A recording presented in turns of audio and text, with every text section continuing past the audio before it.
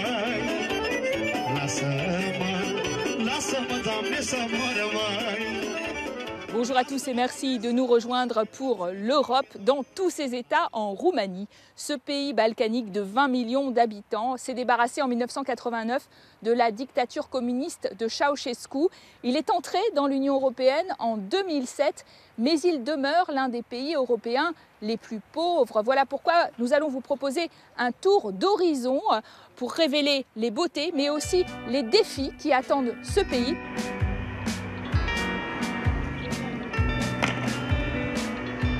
En centre-ville de Bucarest, la capitale, au centre des institutions. Pour nous parler de l'état de la Roumanie, nous avons rendez-vous avec un invité, Cristian Preda. Bonjour. Bonjour, vous êtes madame. député européen du Parti populaire européen, ce qui correspond au mouvement populaire en Roumanie, soutien du président Traian Băsescu, qui, en l'occurrence, a eu maille à partir avec le Premier ministre qui a tenté de le destituer. Tout à fait. Le président a encore une année de son deuxième mandat. Et ça reste très vif, très conflictuel. Le président a été destitué en 2012. Comme récemment, il y avait une majorité parlementaire qui lui était opposée.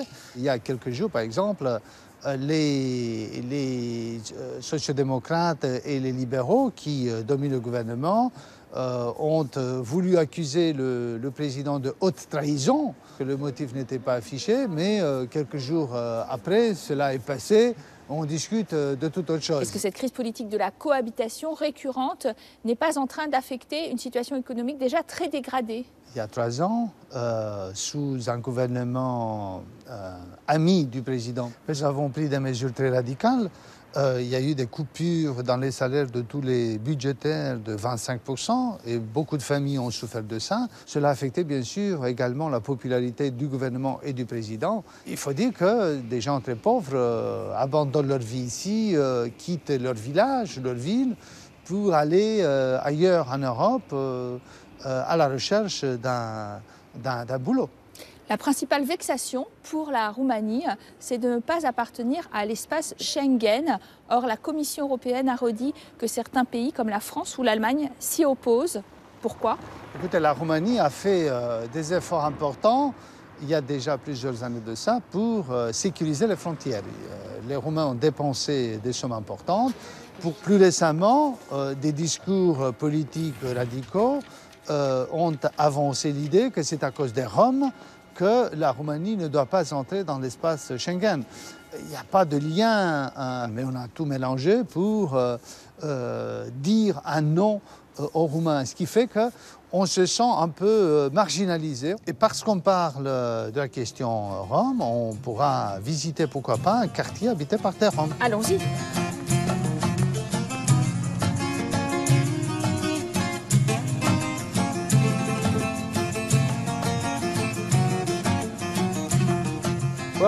Nous construisons ici le premier musée culturel rom de Roumanie. Ça fait 700 ans que nous habitons dans ce pays, mais jamais nous n'avons eu une telle institution. On est encore en plein travaux. C'est ici, dans ce quartier rom de Giulesti, en périphérie de Bucarest, que l'on veut construire ce musée de l'identité rom. Il y a une brouille forte entre la France et la Roumanie sur le thème des Roms, la France qui les expulse et la Roumanie qui est accusée de ne pas suffisamment les intégrer. Il y a bien sûr une responsabilité roumaine là-dedans, parce que les Roms sont, selon le recensement, 500 000, mais les sociologues disent que c'est entre 1,5 et 2 millions de Roms qui vivent en Roumanie. Il ne faut pas oublier tout de même que les Roms sont une partie des citoyens européens, donc on ne peut pas bloquer leur circulation en Europe. De l'autre côté, la Roumanie consomme mal les fonds qui lui sont mis à disposition. Pour les Roms, c'est vrai qu'il y a un nombre très restreint d'activistes qui s'impliquent dans des projets. Il y a une vingtaine dans un pays avec 20 millions de personnes. Seul un député représente les Roms. Pour une population parfaitement comparable à celle hongroise qui a 30 députés au Parlement. Donc la question de la représentation politique, elle va être très importante dans les années à venir.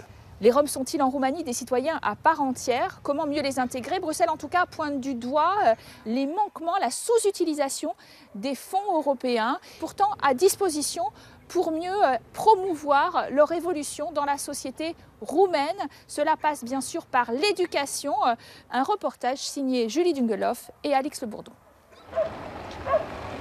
On l'appelle Obama de Météor depuis sa candidature à l'élection présidentielle roumaine en 2005. Premier homme à se présenter, il n'obtient que 22 000 voix, mais qu'importe, le but était de faire parler de sa communauté. Constantin Portica, de son vrai nom, a fait fortune en industrialisant les techniques ancestrales de recyclage des métaux rouillés. Aujourd'hui, chef du patronat des Roms, il souhaite que sa communauté prenne son destin en main. Si des fonds européens sont destinés aux Roms, alors cela devrait être aux Roms de les gérer. Cela ne sert à rien de les donner à quelqu'un pour qu'il les donne à quelqu'un d'autre. Le gouvernement ne devrait pas s'impliquer dans l'administration des fonds européens. Sa réussite, Constantin l'affiche fièrement. Un chiffre d'affaires de plusieurs millions d'euros, un palais de 3500 mètres carrés, loin des tentes et des carrioles dans lesquelles il a grandi. Aujourd'hui, il est devenu un modèle pour sa famille et pour tous les Roms du quartier de Météor, auxquels il martèle toujours le même message. L'éducation, c'est ce qu'il y a de plus important. Si je n'avais pas été à l'école ou au lycée, je n'aurais jamais pu arriver là où j'en suis aujourd'hui. Tu comprends le monde dans lequel tu vis. Tu n'es pas comme un cheval qui a des œillères et qui fonce tête baissée. Tu bénéficies d'une véritable ouverture.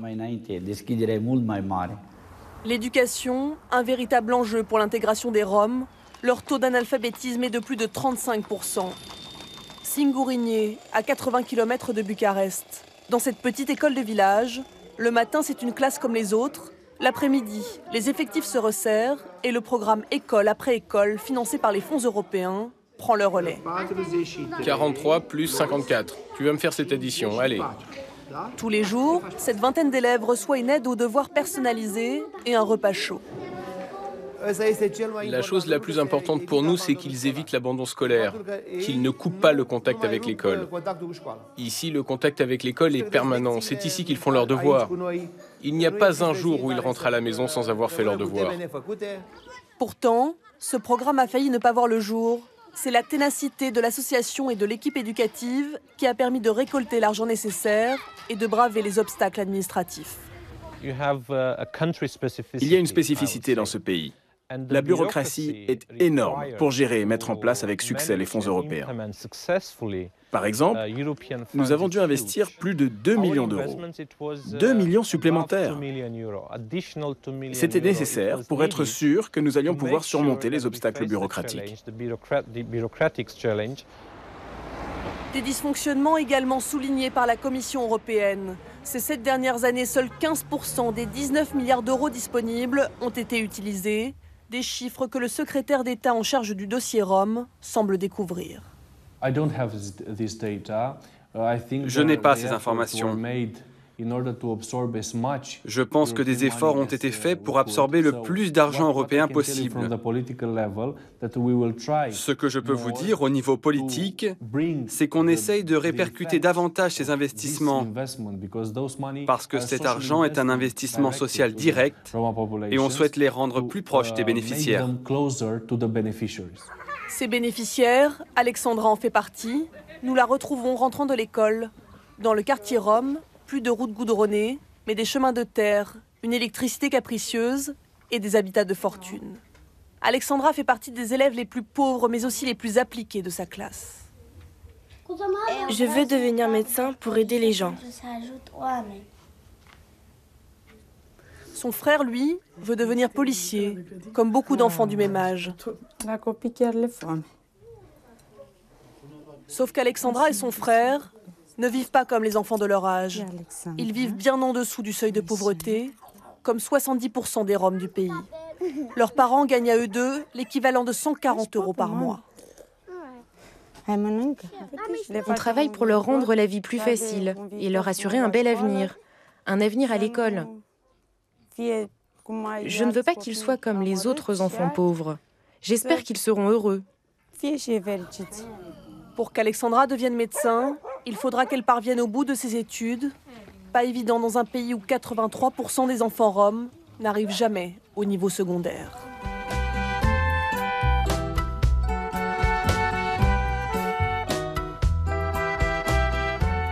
Nous nous retrouvons maintenant dans la caserne militaire de Târgoviște où a été exécuté Ici même sur ce mur, on voit les impacts de balles. Le terrible dictateur Nicolae Ceausescu et son épouse Elena. C'était le 25 décembre 1989. Un Noël très particulier que nous allons commenter en compagnie de Ioan Pașcu. Bonjour. Bonjour. Vous êtes député européen, oui, des socialistes et démocrates au Parlement européen, qui correspond au Parti social-démocrate au pouvoir en Roumanie.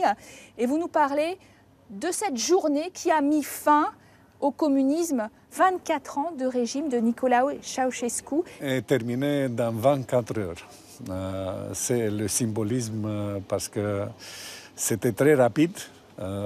Parce que la population était contre le régime, pendant que les autres pays ont fait une transition calme, plus calme. Nous avons une révolution, plus de 1000 morts parce que Ceausescu a donné les ordres pour tirer sur la foule et la population a riposté. Ceausescu a été capturé et a vu un procès. C'était une situation forcée.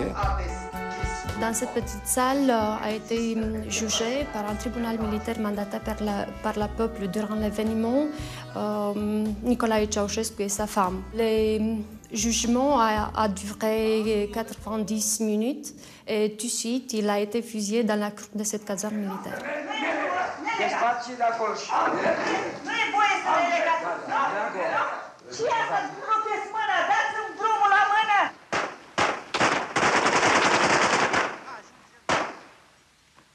Il y a eu une polémique autour de l'ouverture de ce musée. On a vu que c'est d'un intérêt touristique de venir ici et de voir les derniers moments de Ceausescu qui ont été sur toutes les télés du monde.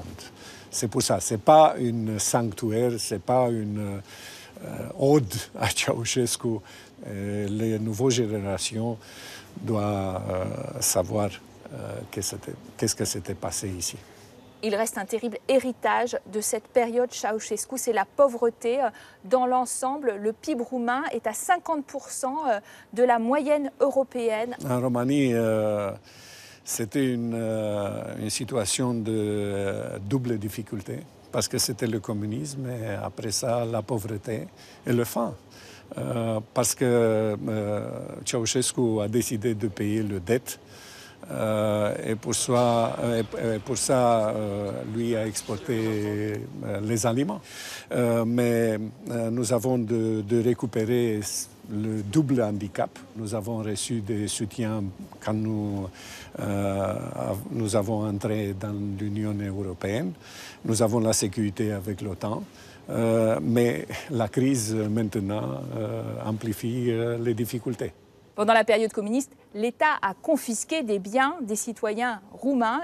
Au printemps dernier est passée une loi, une énième loi d'ailleurs, pour tenter de remettre les choses à plat. 3000 recours ont été déposés devant la Cour européenne des droits de l'homme pour obtenir soit la restitution de ces biens, soit des réparations. On regarde ce reportage de nos envoyés spéciaux, Alix Le Bourdon et Julie Dungeloff.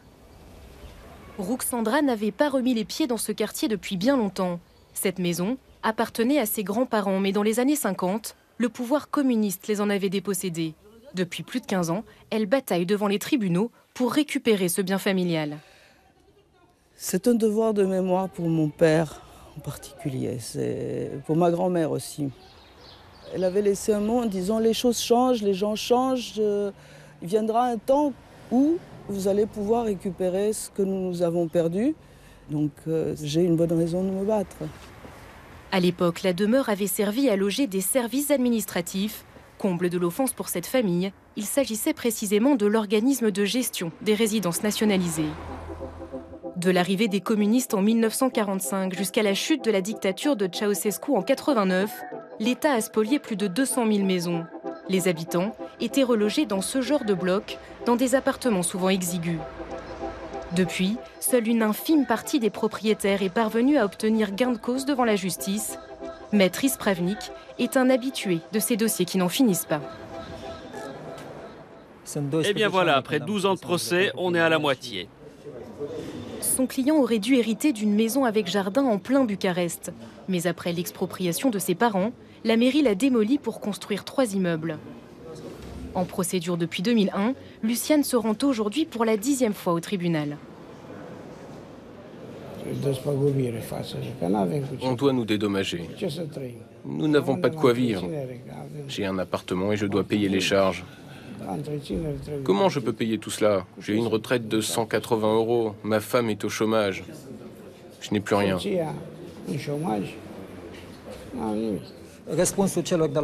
Donc la réponse de la mairie de Bucarest, je vous la montre, elle est ici.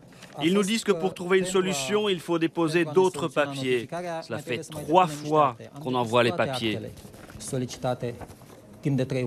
Une indifférence des autorités roumaines qui a poussé les propriétaires à se tourner vers la Cour européenne des droits de l'homme. Condamnée dans plusieurs dossiers, la Roumanie a dû faire passer une nouvelle loi. Pas sûr que ce texte éclaircisse la situation. Nous n'allons pas les dédommager en argent. Nous allons leur offrir des points. Et ces points pourront être rachetés en capital à partir de 2017 pour une période de 7 ans. Je n'ai rien à dire par rapport à ces procédures. C'est assez simple. Un avis que sont loin de partager les propriétaires réunis en association. Pour eux, cette loi vient se superposer aux précédentes sans pour autant régler la situation. Ils passent leur temps à retarder les choses sans prendre de décision. Ils attendent qu'on meure ou qu'on laisse tomber. Je crois que c'est ça le but de toutes ces lois. Si l'État roumain devait dédommager tous les propriétaires, la facture s'élèverait à plus de 8 milliards d'euros. Nous terminons devant le monastère de Dealu du XVIe siècle. Oui, c'est un monastère fortifié pour défendre le christianisme. Orthodoxe. Nous avons beaucoup de paysages et de monastères comme ça. Voilà, venez rendre visite à cette Roumanie que l'on retrouve dans quelques minutes pour la seconde partie de notre programme. Vous restez avec nous. Rendez-vous juste après la pause.